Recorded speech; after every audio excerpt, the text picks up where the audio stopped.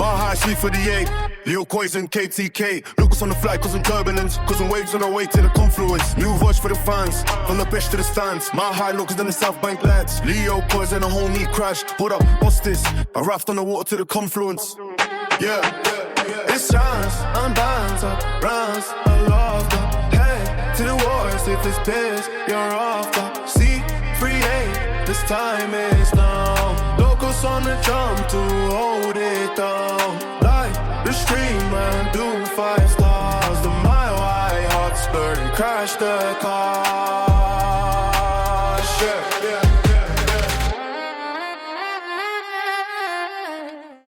Yes, you filthy animals. Welcome to the Confluence. My name is Leo Kois, the Mile High Hotspur, and I'm joined by my homie, a certified rapid sicko, the driver of the Daddy Shuttle, and the co-host of this here podcast, my homies. Round of applause for my homie KTK. Trash, how you doing, brother?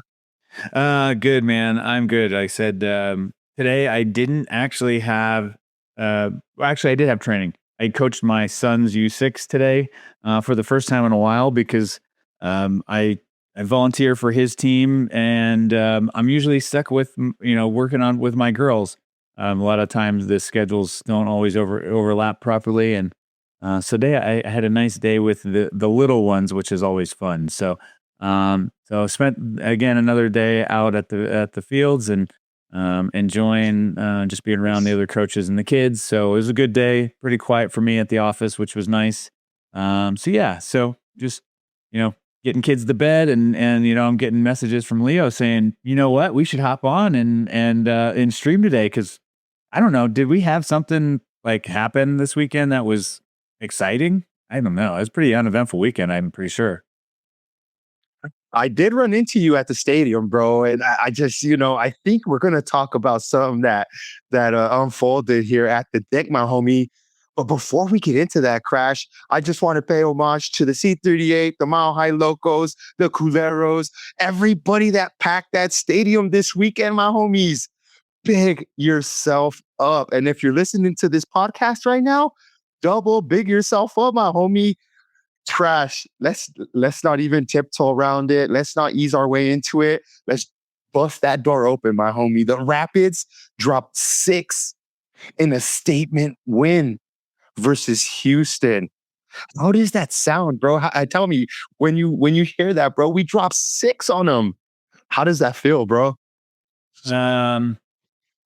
I'm still a bit in awe and shock of that situation. I think going into it, it was a game we were like, we need to win.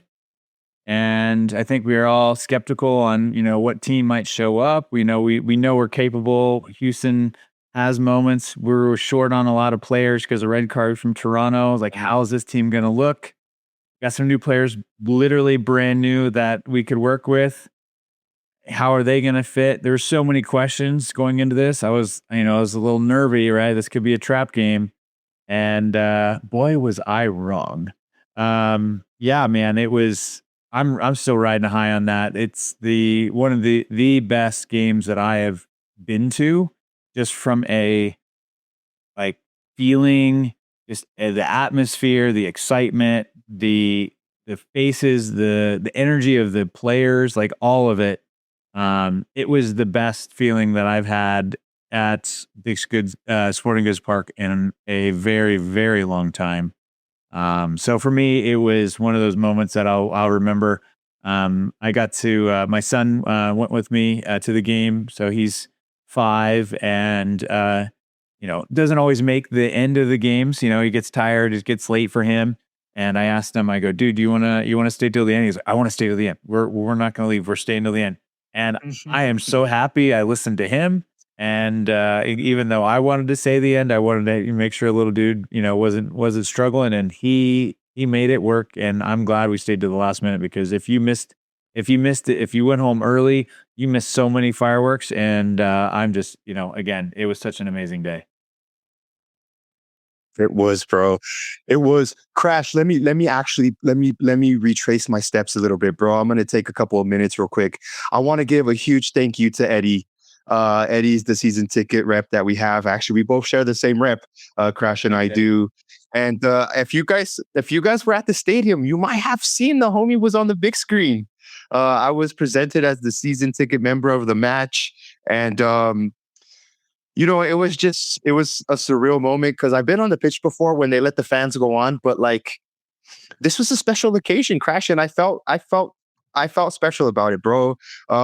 Crash, there's been some stuff in the personal life going on, homie, and that was a huge, like, just it put a huge smile on my face, bro. You know what I mean? It's set the tone perfectly, and it was a huge morale booster, just something for the morale, and so I appreciate Eddie for making that happen. It was a dope experience. If you guys don't know, I actually make a video, a match day vlog of the games at home, and it's posted on the Confluence channel as well as the Mile High Hotspur channel.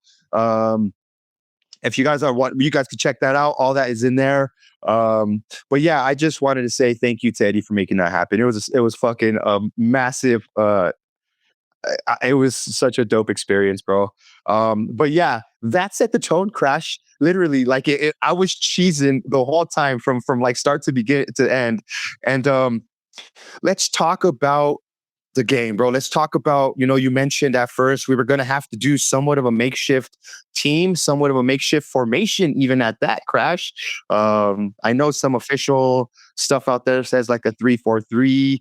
I don't know how much you really were paying attention. I know you got the coach's eye, so I know you've seen the versatility in our players. Did you notice Wayne Frederick was deputizing on the left side there as left back as well, or left wing back, however it is you want to twist that one. Bro, just talk about the lineup going into this game. Talk about the team selection. What do you think from your point of view, Crash?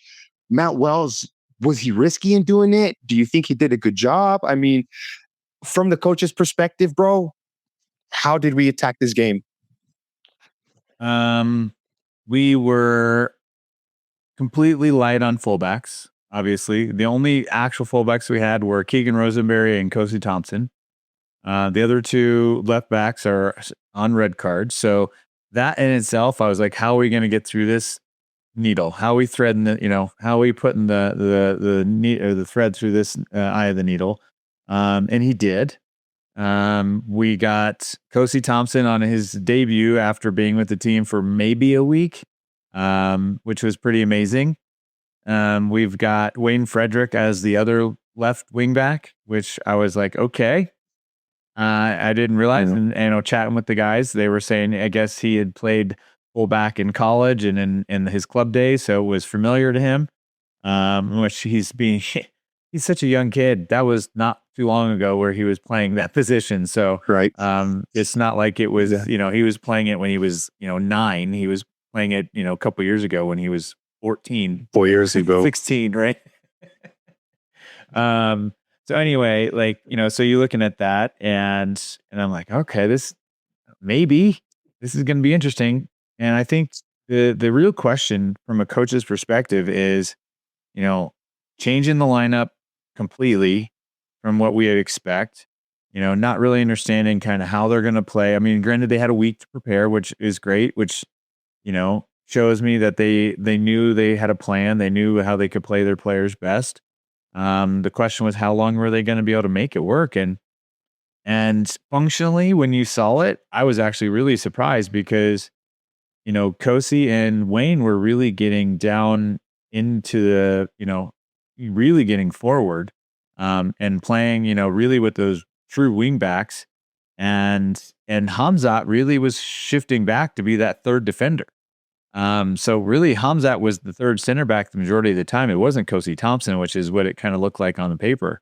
So that was interesting. But it was, the depth of this team from what I had expected. And I think there's a clip of me even saying this, that the depth of this team isn't going to, get us to where we need to go. And I think I even owe an apology to Mr. Wayne Frederick, because I said he's not going to be the one who's going to get us through the thing. And sure enough, he's been balling out and he's been able to play. He's been, whatever Matt Wells is doing from a coaching standpoint, for a belief standpoint, for a an accountability standpoint, whatever he's doing in the locker room with these guys is really taking root. And I can't say they're going to be perfect every game. I can't say they're going to be not they're not going to make mistakes, or we're not going to lose more games or things like that. But you can see it's a shift in identity. You can feel it's a shift in identity, and you can feel the belief from this team, because this was not a formation I'd expect us to be really competitive at. And they played it and they balled out. And I don't expect us to go back to it necessarily, but at the end of the day, it's good to see that we have some versatility. We have some ability. We're seeing people play, we'll talk about some of the goals and things, but Noah Cobb did not play as a center back. He played as another weak back, as a sub, there's so many things that I didn't understand the versatility of some of these players. And it's just really good on Matt Wells for finding an ability to pull that out. So from the coach's standpoint, I look at it from that perspective going, wow, he could spot these little things in these players, and he knew exactly what he needed, and he got it from this team today, or on Saturday. I'm blown away with the versatility from some of these players. And I think that's a testament to the type of system that, that European style system that we've talked about on the pod before, that Matt Wells is trying to bring. He's even said so himself. He wants his players to be versatile. I've mentioned this, how, in that system, your CDMs are going to have to be playing in the wing and in the left back, right back positions, and vice versa. Your backs are going to have to invert and play on and sometimes cover. And Hamza is a beast, homie, for being, we've known he's got the minerals, homie, but the coach is instilling even more minerals, more faith, the game time he's just getting more comfortable with it. And yeah, bro, there's even times, and that's why I started off saying, on paper and we did see images of a 3-4-3.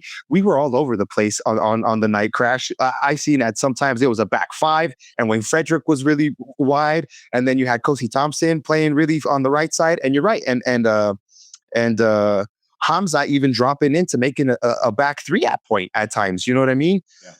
Man, the versatility, which is what you said, is going to be key. Little did we know that we had, jacks of all trades, basically, if you will, if we can say that about some of these younger guys.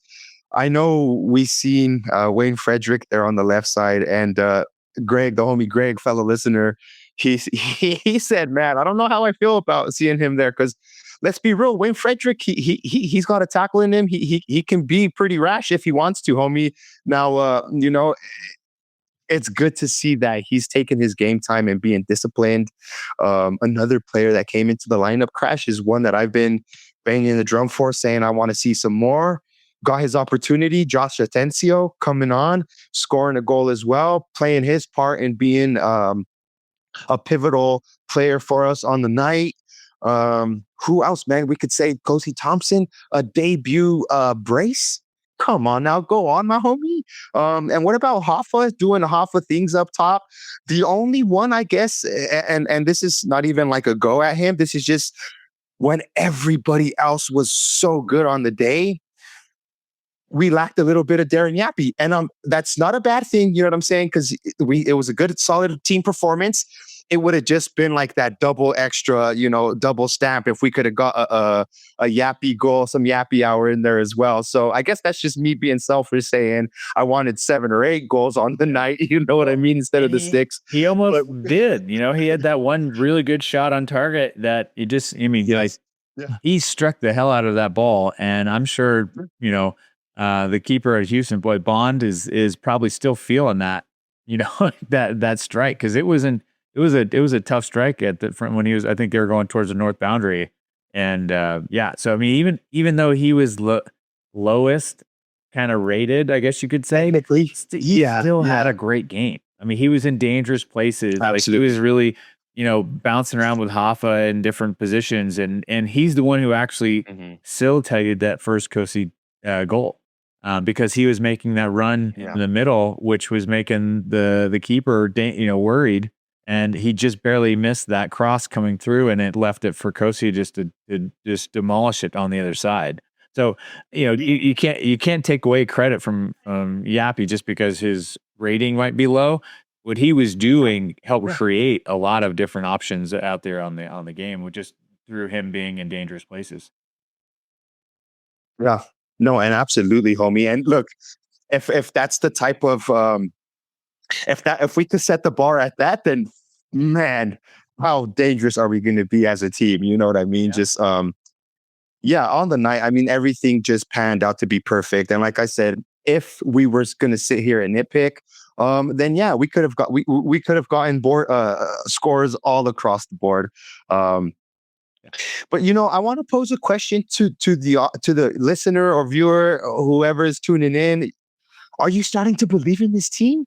Are you starting to believe that this team is legit? Crash, are you starting to believe that this team is legit? So, yes, I am.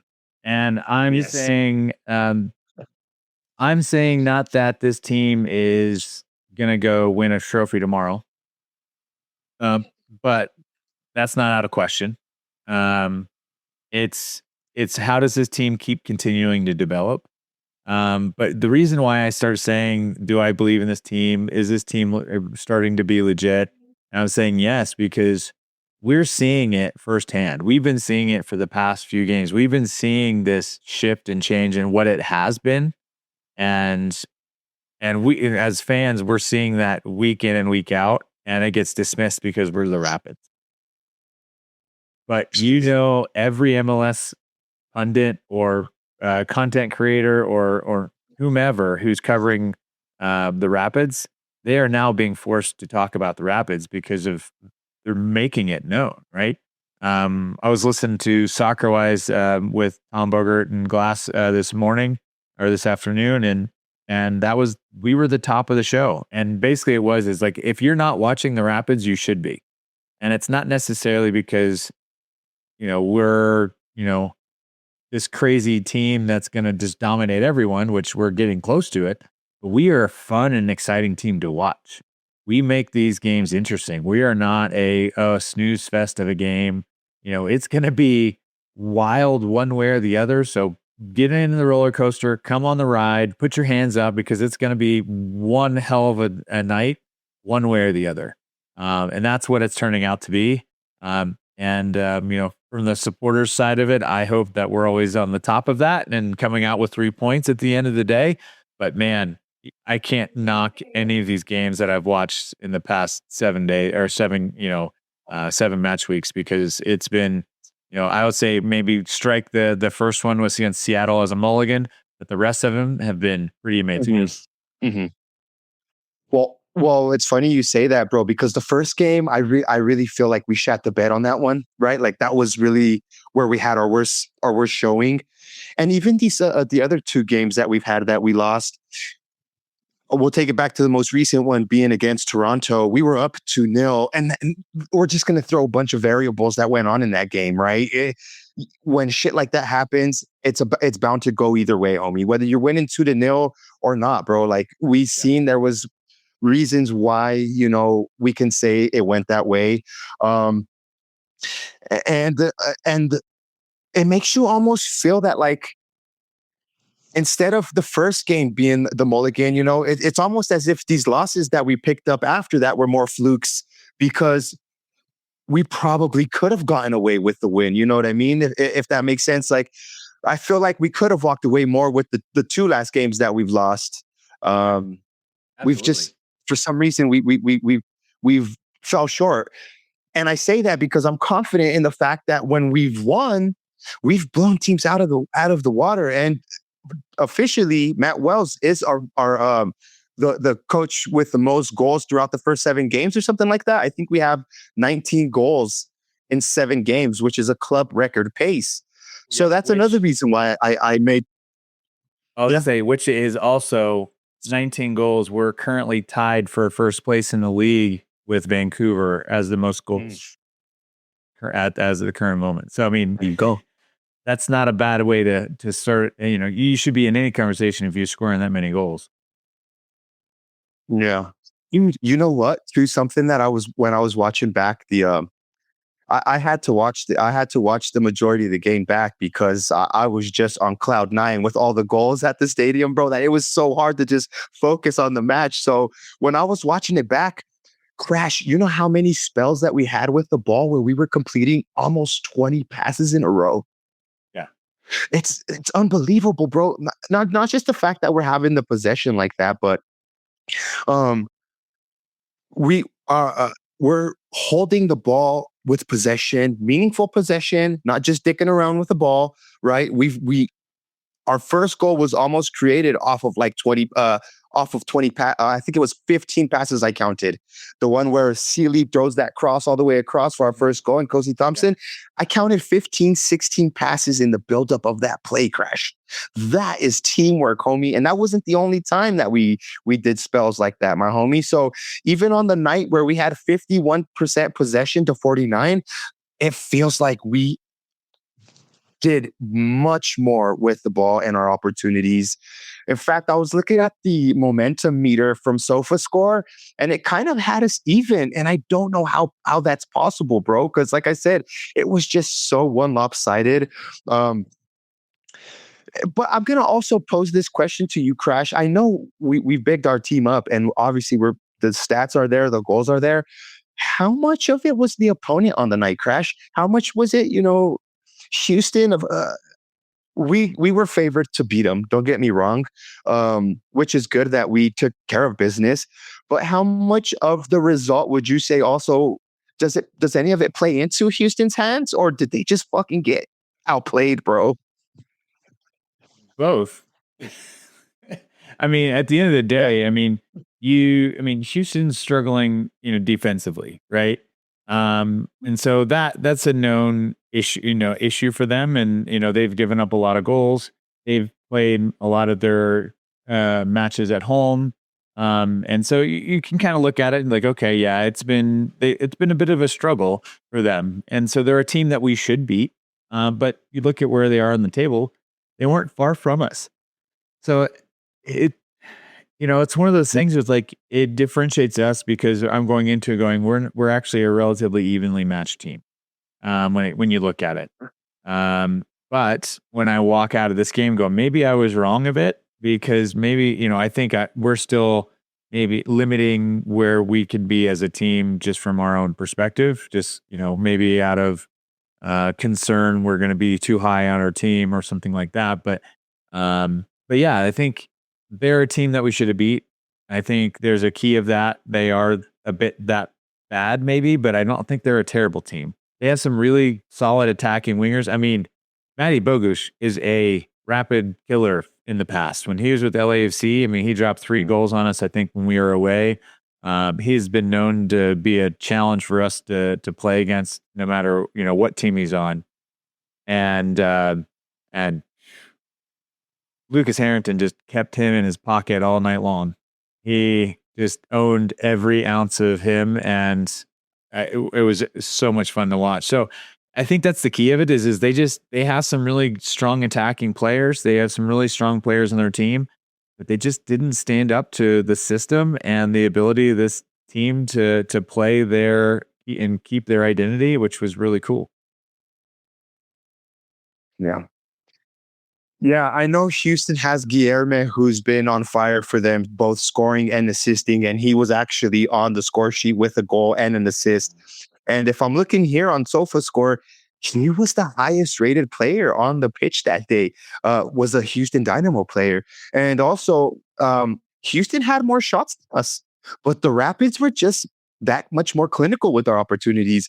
Another thing I want to say is big up to Zach Steffen, who made some great saves on the day as well. You know what I mean? Coming off of that display from Toronto, his confidence probably wasn't at the top, Crash. And a display like this will do wonders for it, bro. Yeah.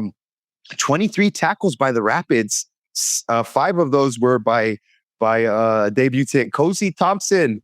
And and I just want to add that I don't think this was a domination by possession. This was just domination by efficiency, Crash, on all fronts, bro. You know what I mean? Yeah, absolutely. I think You talk about Zach, I think there was that one moment right at the start of the game where they were building out and he, had a hard touch or whatever it was. And, kind of got us all a little nervous at the beginning. But then after that little moment, it was solid across the back. I think he made some really solid saves. I think he had 6 saves on the night. He was where he needed to be. The 2 goals, I can't give it up. That Houston were able to pull back. That was after I think we were up 3-0 anyway. So the team at that point later in the game gassed. I think the one came from Kosi, on a defensive effort, which was a great strike by Anelli, if I'm not mistaken. And so you can't knock those, some of those things there. I mean, they had a good, solid attacking force that just couldn't get many chances rolling, right? They were really trying to get in there. They, especially if you look at the stats here, if I'm not mistaken, they had like 41 touches in our box, which is pretty amazing to think that they were able to get into that. So, and without, creating any real chances to speak of, so, they got 20, they had more shots on target than we did. So again, I think, you look at that, the scoreline being shifted as much as it is, it means that we were playing some really solid defensive game across the board back there, despite having some of our, defensive line not even in the lineup. I agree, homie. Crash, who would you say was your biggest positive on the night? Ooh. This one, there's so many. I can't. Yeah. Well, I mean, just to speak on that to a degree, today the MLS put out their players of the match week. We had 4 Rapids, one being Coach Matt Wells being coach of the week, and Hoffa being player of the week, and then Josh and Kosi Thompson both made the player of the match week. So we had four people that were called out by the MLS, on one sheet, which is pretty amazing. I don't know if that's ever happened as a Rapid for Rapids in the past. I know the one cool thing to think about is we've had 4 wins and we've had 4 Rapids on the match or the team in the match week consistently. So we keep winning. We win by big numbers. We win by exciting things. We win by solid plays from the team. That just goes to show that the players are really stepping up, which is pretty cool. So shout out to Hoffa for player of the match week. Shout out to Coach Wells for his effort in getting recognized for coach of the week. But I'm gonna, this might be a little bit of a hot take. But Kosi had an amazing game. Atencio had an amazing game. Lucas Harrington had an amazing game. Rob Holding even had an amazing game. All those deserve flowers. But mine is going to George Munungu. The moment he stepped onto the pitch, it changed. There was something that happened, and the energy that just lit up the moment he touched the ball. I've never, we were already up. We were already winning. We were already having a great game, but I got excited. I was like, oh man, this guy is amazing. He was just super fast. Like his ability on the ball, and he looks at the defender in front of him and he just goes, I'm going to beat you now. And is fearless. And it was just so much fun to watch. He, his first touch almost got a goal. And then he's rewarded with the assist later on.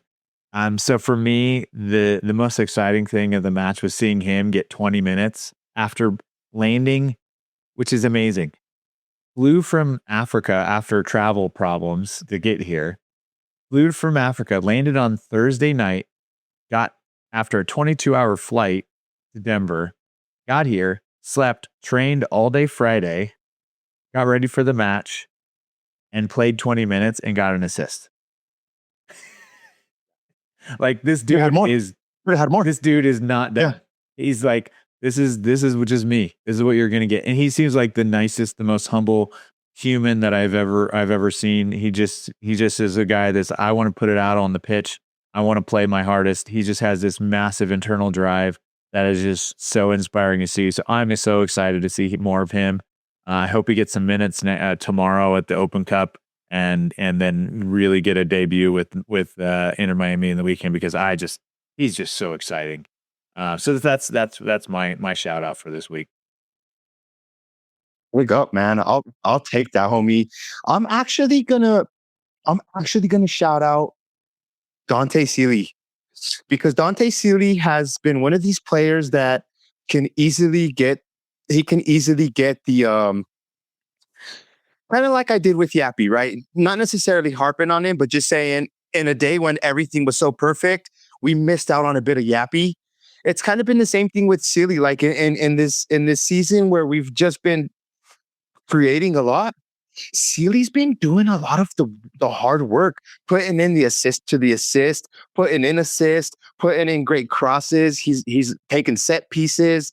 You know what I mean? He's also growing into his role as in the Rapid squad. So I want to big up Dante Sealy. That's a great shout. Had him assist on the day. Yeah, had a hardworking guy. 4 shots. He hit the post. That shot. Did you see that shot where he hit the post on it? Like, it just like curled, has this like crazy knuckle to it, and I'm like, that's going over. No, it's going down. Oh yeah, you can see he's itching for that extra goal. I mean, he was, if I'm not mistaken, he was higher rated than Paxton and only played 72 minutes. Like, that's what you want from your winger, right? That's amazing. So I agree. It's like he's itching to get that goal. And it's a great shout. He was an under looked name on the team sheet for sure. He's putting in the work. He's putting in the work, Crash. And you know who's loving him putting in the work? His gaffer, which is why he keeps getting the minutes. You know what I mean? Look, and I'll even take it back to a couple of seasons. Is, we had somebody else on the right hand there. We could go Cabral. Right, a bigger name, probably more expectations, but just did nothing, my homie. Now we got a player like Dante Sealy, who looks like he's just got his head down.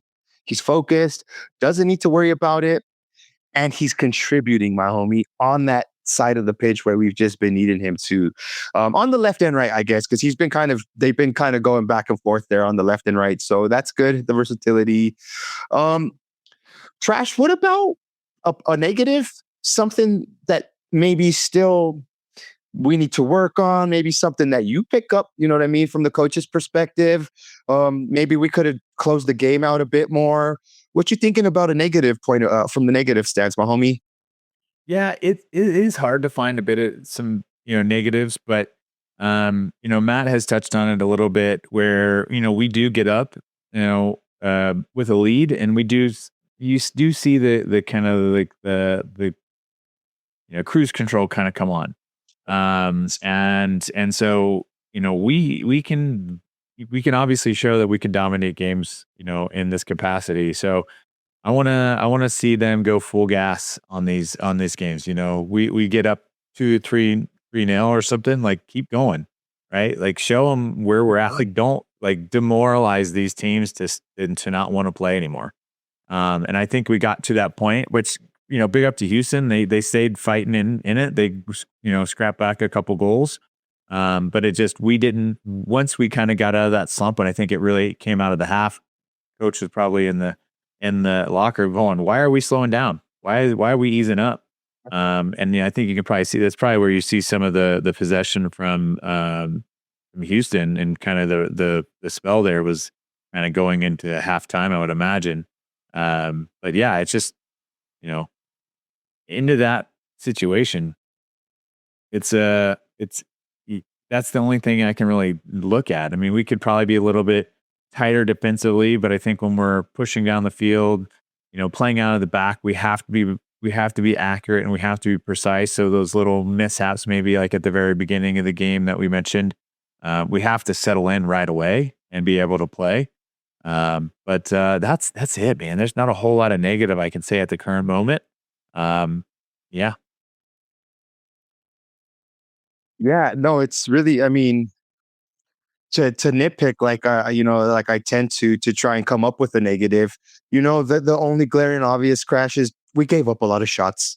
You know what I mean? We were lucky that we weren't kind of facing a more formidable shooter, if you will. But yeah, we gave up the 20 shots.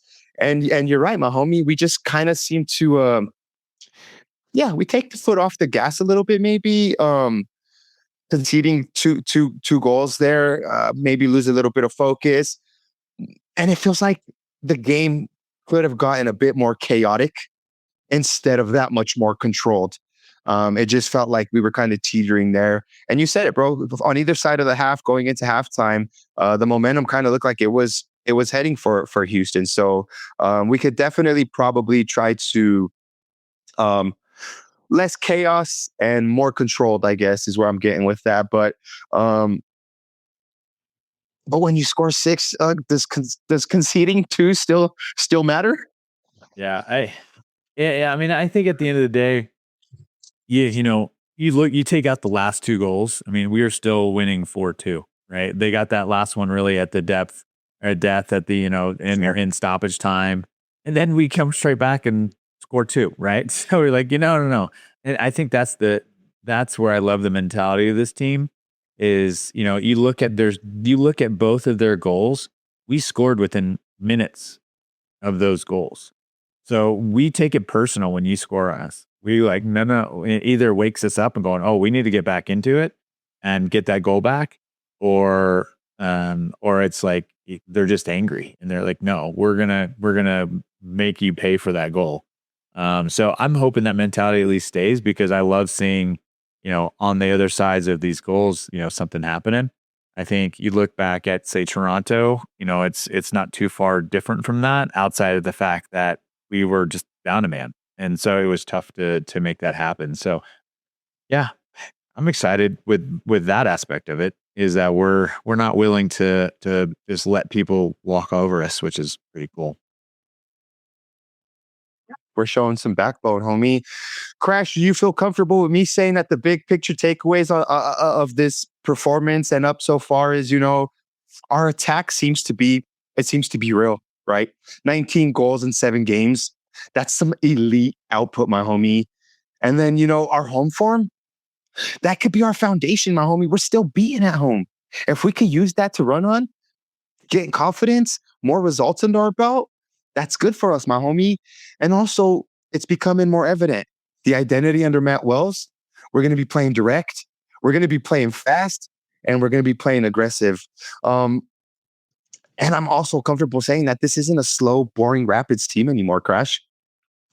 No. If you want an excited game, watch the Rapids, I guess, is what I'm going to tell you right now. It's going to be, from a neutral perspective, from a fan's perspective, like I said, buckle up. The roller coaster's taking off. Let's go. Yeah, look, my homies, we did want to do somewhat of a bumper episode. We had to come out here and talk about this. I might be able to get some better sleep now that I don't have it all caged up anymore, my homies. I got it out. Maybe I'll feel better and get some sleep.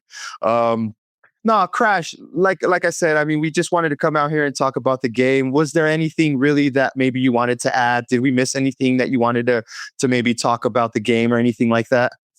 No, I think that the only thing that I would add is, is the fan atmosphere in the stadium. I think, I'm seeing new people. I'm seeing more excitement. I'm seeing, a higher level of attention, and the feeling inside of that stadium was just different. And I'm excited for that. I'm excited. We've got 3 games at home. We won all of them in a dominant fashion. That's something that people are going to want to see. And so if you're new to the Rapids, if you're Rapids curious, or you're a sicko like the rest of us, it's exciting and it's fun to watch, and I'm excited to see more. I think, looking into the week, we've got 2 more. We've got a game tomorrow for the U.S. Open Cup, which will be fun. So if anybody can attend, I know it'll probably be a light game tomorrow at 7:30, or today, I guess, if you're listening to this at 7:30, Tuesday. So go check it out. I should be there with my daughter and another friend of hers. for the game, just to watch. General admission, it's an easy way to get in. Fun game to watch. I'm sure we get to see some rotated squads, I had imagined. And then we got a big match on next Saturday. So it's boiling down to be a fun time to be a Rapids fan from the excitement standpoint. So never a dull moment, it seems like. So come join us, come jump in, come say hi. I really appreciate everybody. I love the stuff that you're doing to cover the team from the fans' perspective, from the supporter section. It is something that you don't see, and it's a unique experience. So if you're interested, check out those game day experiences. It's I'm jealous that I'm not in there. I'm sitting over in section 109 with my kiddos, and kind of a little more calm atmosphere. But my son and his friends would be over there in the supporter section, ripping their shirts off and after every goal, because they do it in 109. So if you ever look over in 109, you see a couple kids with their shirts off swinging them around. It's probably my kiddo. So yes, let's go. My homies, I'm going to pose a couple of questions to you guys listening. Just let us know on any of the socials, even in the comments. Is this the best Rapids attack you've seen? Is Navarro MVP level right now? Are we contenders, or is it still too early? And another thing that I'm going to add is Crash and I, we're just some sickos. We're just some Rapid fans that want to get more content, and we also want to provide more content. We're not journalists, my homies. We don't get paid for doing this. We're just like you. We're just some fans. And unfortunately, because of that, I think it's going to be a bit tougher for us to kind of get a bit more access, my homies. So if you want to be a homie and go the extra mile, just give us 5-star ratings. Just like the streams. Just participate. Be active. You know what I mean? And let it know that the Confluence boys are doing the damn thing as well. There's the more the merrier on this Rapids content, my homies. And all we're asking from you is just drop a comment, drop a like, subscribe, 5 ratings, wherever it is you get this podcast, my homies. And Crash and myself will catch you guys on the next episode. Crash, you got anything else, my homie? that's it, man. Up the pits.